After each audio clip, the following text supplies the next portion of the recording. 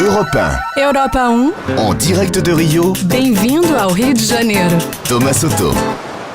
Europe 1, il est 8h33. Le vrai faux de l'info d'Europe 1. Bonjour Anne Le Gall. Bonjour Maxime. On va continuer à parler de foot ce matin, mais pas au Brésil, en France. Oui, car en juin 2016, nous accueillerons l'Euro de foot. Et au-delà de l'enjeu sportif, la ministre des Sports, Najat Vallaud-Belkacem, table déjà sur de fortes retombées en termes d'emploi.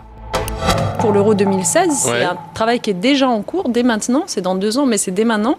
C'est-à-dire faire en sorte de réfléchir en termes d'emploi, parce que la logistique de l'accueil de l'événement, ça va entraîner beaucoup d'emplois aujourd'hui dans notre pays.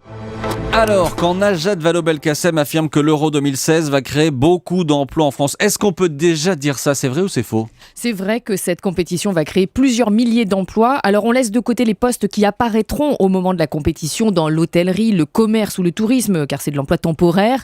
Mais rien que pour la construction et la rénovation des 9 stades qui accueilleront les matchs, le ministère des Affaires étrangères et la Fédération française de foot ont comptabilisé la création de 15 000 postes dans le bâtiment, plus 15 000 emplois pérennes pour la maintenance des stades après la compétition. Et c'est beaucoup ça?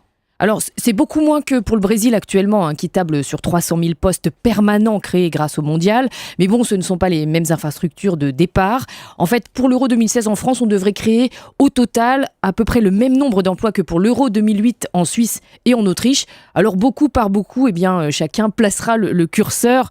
Disons juste que 15 000 emplois créés dans le BTP, c'est comme si on effaçait provisoirement la hausse du chômage en avril, car il y a eu 14 800 nouveaux inscrits à Pôle emploi le mois dernier. Et 4 500 postes permanents dans la maintenance des stades après la compétition, ça peut correspondre aux autres 4 300 nouveaux postes dans l'éducation nationale à la rentrée. Sauf qu'avec l'Euro 2016, ce sera de la création d'emplois financés à 60% par de l'argent privé. Le vrai faux de l'info d'Europe 1. Merci Anne Le Europe Gall. Europa 1,1, en direct de Rio, bem-vindo ao Rio de Janeiro. Thomas Soto.